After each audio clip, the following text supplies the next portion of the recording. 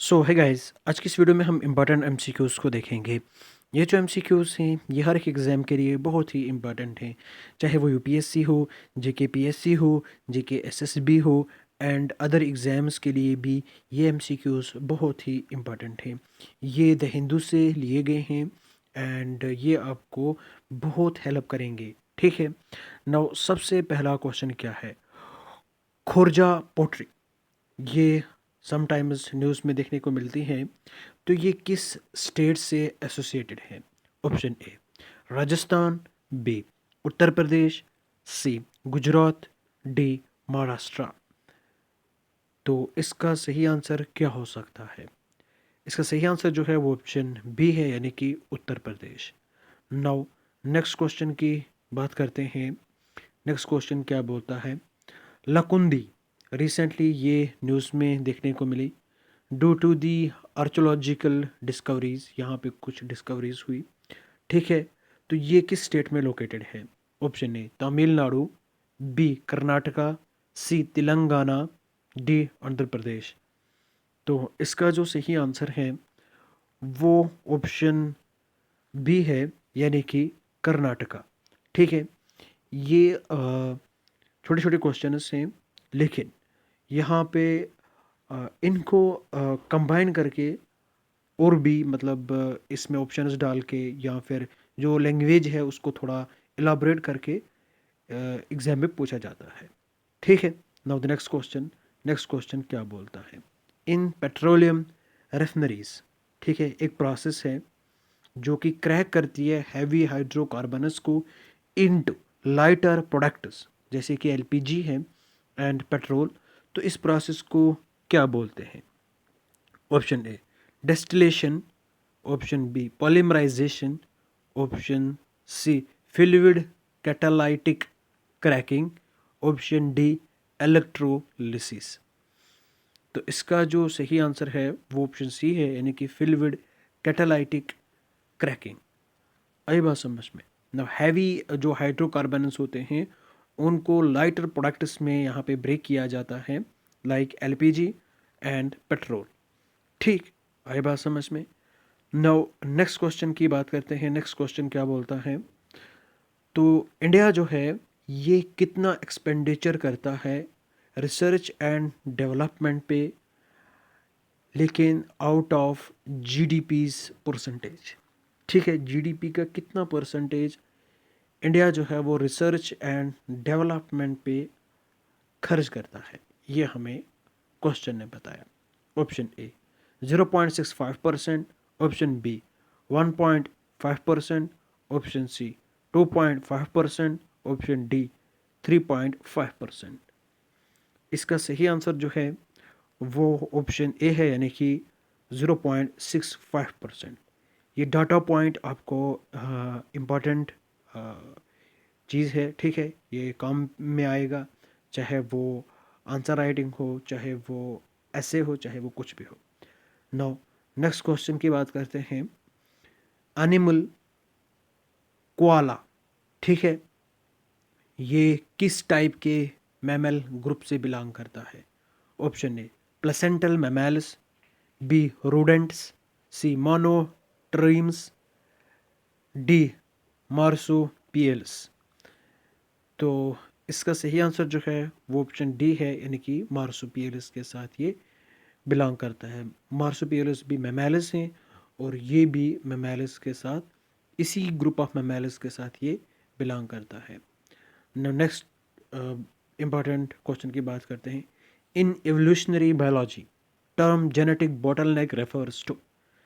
तो evolutionary biology में जो टर्म जेनेटिक बोटलनेक है उससे क्या मुराद है?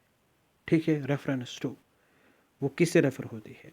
Option A sorry rapid increase in population of species, in species population.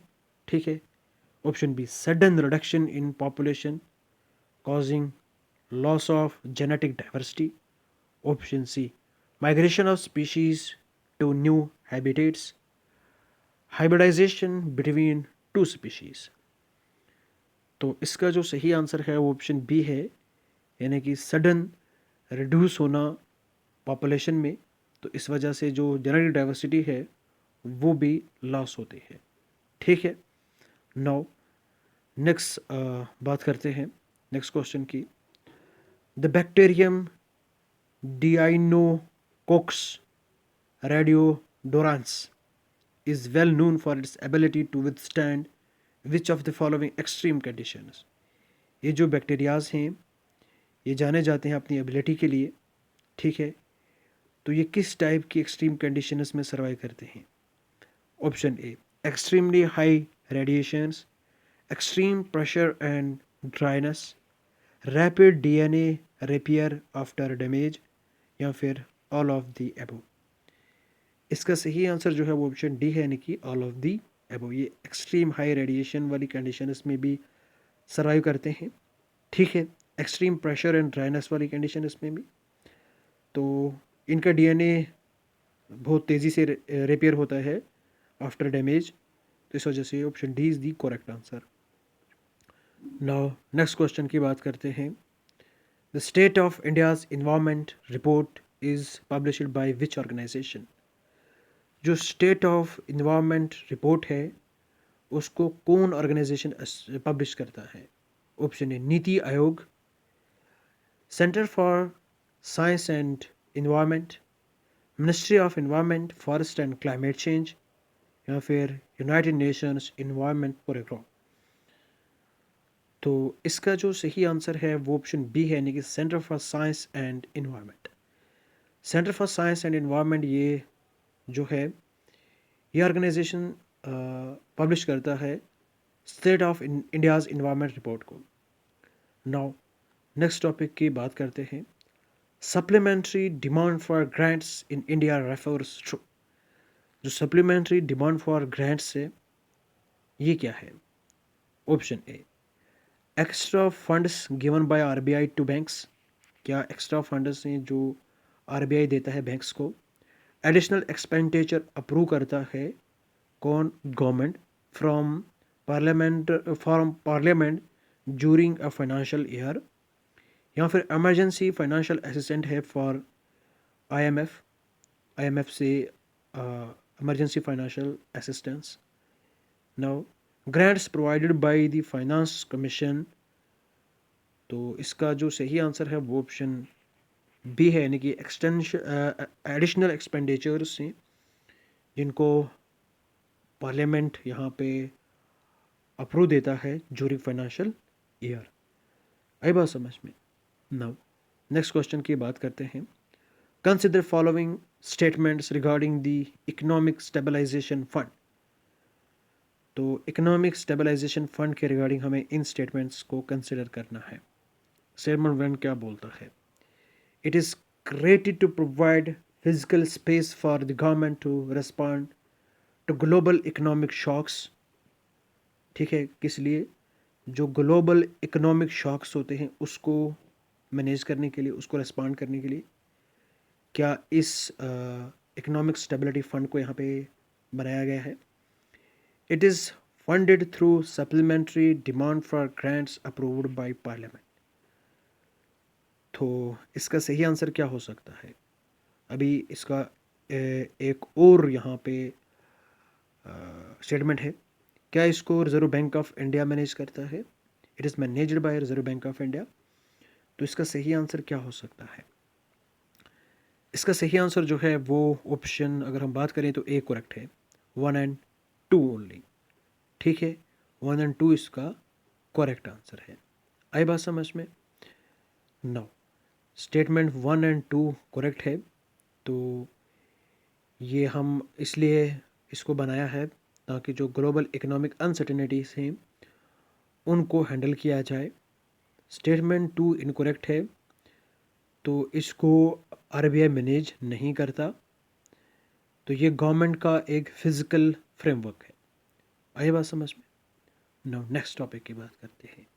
The aircraft KC-135 strato tanker, ये कभी कभी न्यूज़ में देखने को मिलता है। तो इसको हम प्राइमरीली किस लिए यूज़ करते हैं? सॉरी,